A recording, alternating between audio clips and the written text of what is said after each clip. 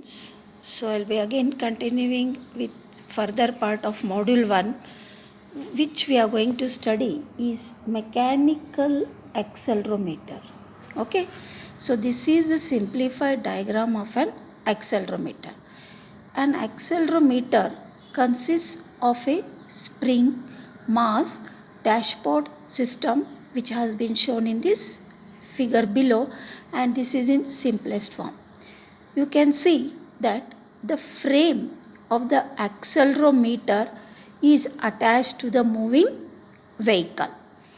Okay, now whenever the moving vehicle and hence the frame of the accelerometer is accelerated, the spring deflects until it produces enough force to accelerate the mass at the same rate as the frame.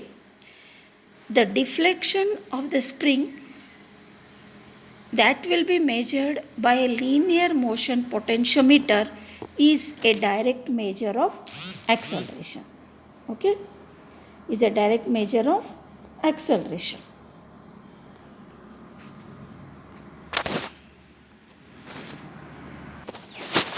Okay, is a direct measure of acceleration.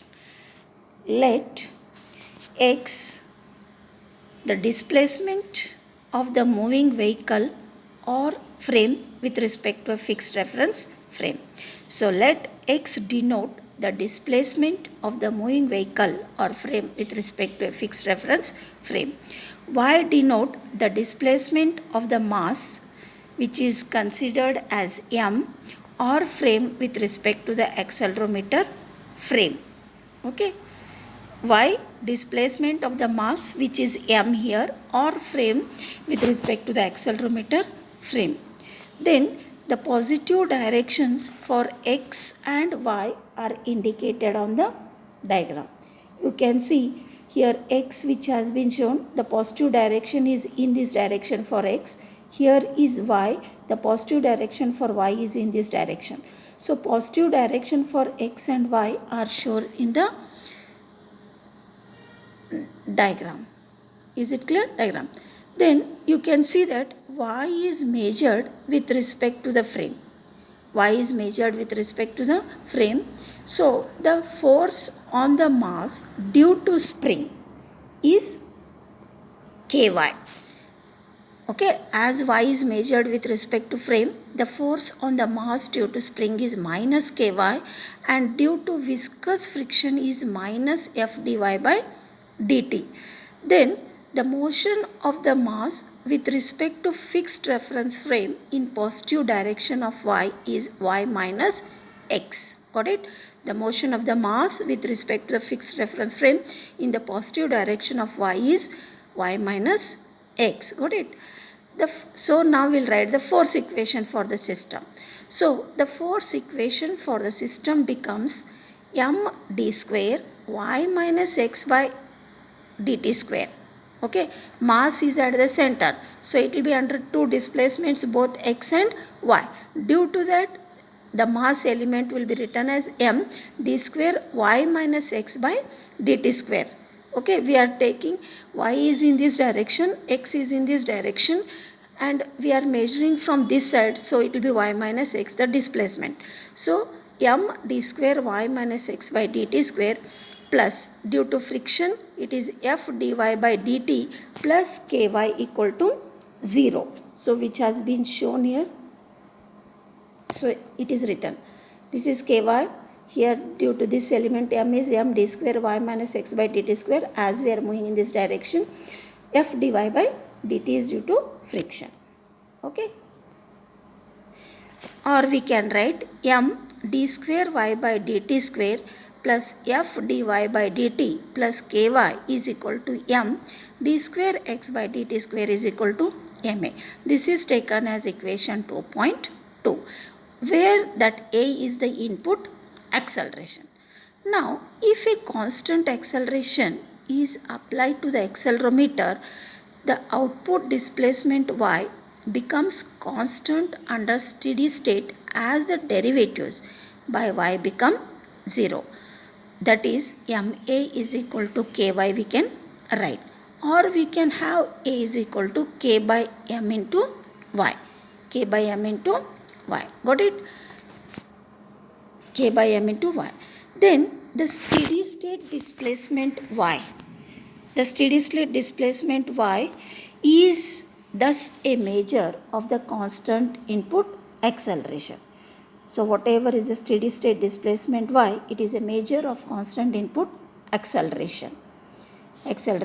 So this will be used as an instrument for displacement measurement. Okay. So next we are going to study non-linear spring. Okay, when we take a spring, all of you have seen a spring. Okay, no spring is linear over an arbitrary range of extensions, and we can say that this is true of all physical as well as non-physical system in fact. So the linear spring elemental law is F equal to Ky. This is linear spring elemental law, F is equal to Ky, and this is applicable within a limited range of extension Y, which is measured beyond the unstretched end of the spring. Okay, so take a spring, when we extend up to certain range of extension, it will be linear. After that, it will not become linear. So F equal to Ky is applicable within a limited range of extension Y measured beyond the unstretched end of the spring, as it has been shown in this figure. You can see up to this extension Y, it is linear. After Y, when you still stretch it, it becomes non-linear. So when large extensions are encountered, so where large extensions are encountered, the spring law changes to F equal to Ky square. Ky square, that has been shown in the figure B. Okay, you can see figure B represents the graphical representation where large extensions are encountered, the spring law changes to F equal to Ky square. So the graphical representation for that is shown here. Okay, so this law does not obey the principle of superposition, and it can be shown here. How it is shown that it does not obey the principle of superposition? Fs1 is equal to Ky1, where y1 is spring extension is linear range. Fs2 is equal to Ky2 square, where y2 is spring extension in non-linear range. So Fs2 will become equal to Fs1 plus Fs2. So y is equal to y1 plus y2, which is total spring extension. So Fs is equal to Ky1 plus Ky2 square, which is not equal to Ky square. So this behavior, what is that response of the spring, is not linear. So it is non-linear. Got it? So the two figures, figure A is representing the spring up to certain limitation of extension Y, it is linear. When you still stretch it, it is non-linear. The graphical representation of spring law for large extensions is shown in figure B. F is equal to Ky square. So that is taken equation 2.3, this one. Okay. Then, so it is non-linear. Then now we have to study linearization. Okay, what is this linearization? We are going to have the same mass spring system what we have studied just now. Then under gravitational force mg, which when large pushes the spring to non-linear range of operation. So if the gravitational force mg, when it becomes large, then it pushes the spring to non-linear range of operation. So from the free body diagram, we can write describing equation of the system as, so I can write mg, gravitational force mg equal to my double dot plus fy dot plus ky square.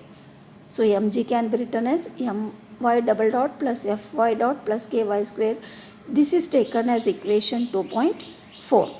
Under steady state, that is rest position of mass, when the mass is in rest position, all derivatives of y are 0. Due to that, we can write mg equal to k y naught square, or I can write y naught equal to root of mg by k. This is taken equation 2.5. Now we will consider the system moves through a small value delta y about y naught. You can see here. Delta y has been shown here, no? Delta y. Let us consider that the system moves through a small value delta y about y naught. Okay. Then that has been shown in the figure. So whatever is equation 2.4, it can be written as mg equal to m d square by dt square y naught plus delta y. Why? Because y naught is up to certain distance. When mass is moved to still some more value delta y, so displacement becomes y naught plus delta y. So mg equal to m d square by dt square y naught plus delta y plus f d by dt of y naught plus delta y plus k y naught plus delta y whole square. This is taken as equation 2.6. The non-linear spring term can be approximate. So we can approximate the non-linear spring term by retaining the first derivative in Taylor series. That is, so here the first derivative in Taylor series will be retained to have the non-linear spring term for approximation. So y will be equal to k y naught plus delta y whole square is equal to k y naught square plus d by dy of k y square at y is equal to y naught. So delta y is equal to k y naught square plus 2k y naught square y naught square delta y. So got it? So y is equal to k y naught plus delta y whole square is equal to k y naught square, I think I have missed 2, plus d by dy k y square at y is equal to y naught is equal, where delta y is equal to k y naught square plus 2 k y naught square delta y. So when we substitute this approximated value, we get mg equal to m d square by dt square y naught plus delta y plus f d by dt of y naught plus delta y plus k y naught plus 2k y naught square delta y, 2k y naught square delta y, or 0 equal to m d square by dt square delta y plus f d by dt of delta y plus 2k y naught square delta y. This is taken equation 7. Then when we see equation 7, it is seen from equation or observed from equation 2.7 that spring behavior for small moment around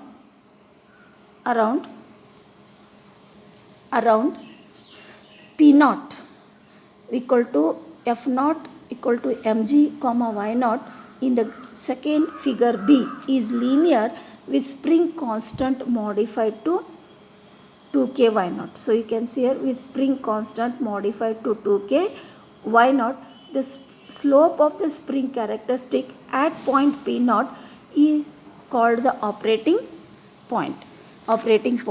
So if we relabel x is equal to delta y and also apply an external force F in positive direction of x, that is downward, then equation 2.7 becomes F is equal to mx plus fx plus k naught x, where k naught equal to 2k y naught. Sorry, I think it is 2k y naught.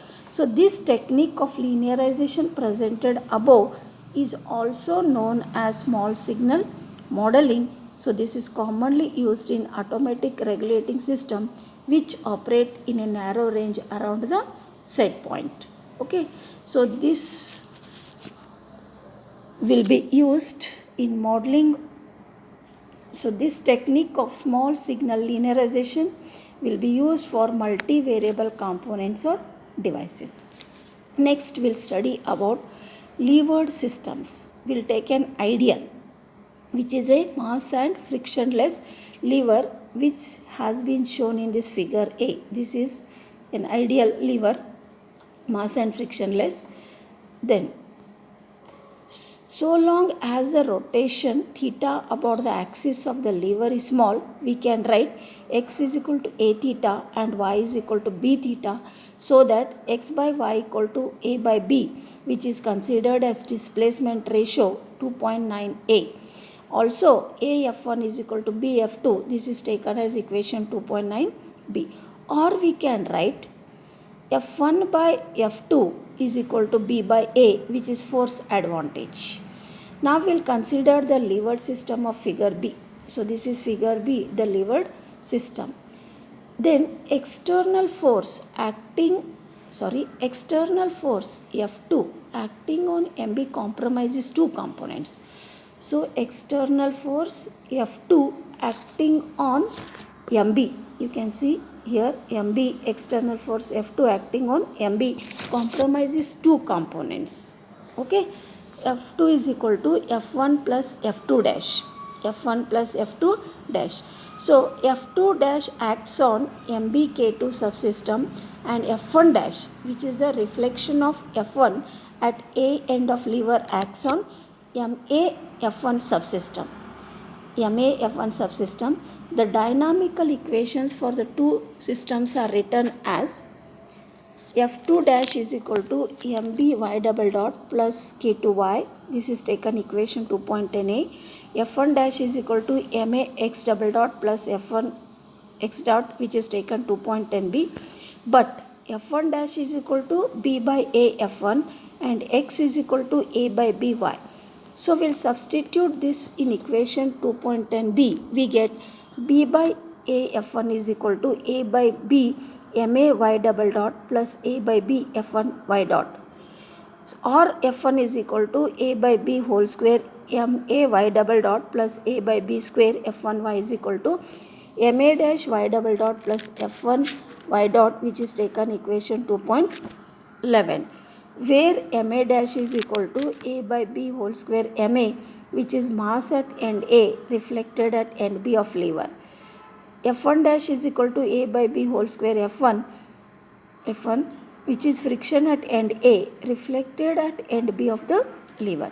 So adding equations 2.10a and 2.10b, we have F2 is equal to F1 plus F2 dash, which is equal to MA dash plus MB y double dot plus F1 dash y dot plus K2y. So equation 2.12 is this equation 2.12. So this equation 2.12 can be written down directly by reflecting the parameters from one end of the lever to the other in the inverse square displacement ratio of the lever. So whatever is this, I'll repeat, whatever is this above equation 2.12 can be written down directly by reflecting the parameters from one end of the lever to the other in the inverse square displacement ratio of the lever. Okay. So next I'll stop here. I request you to go through this and understand this. In next lecture, I'll start with rotational systems.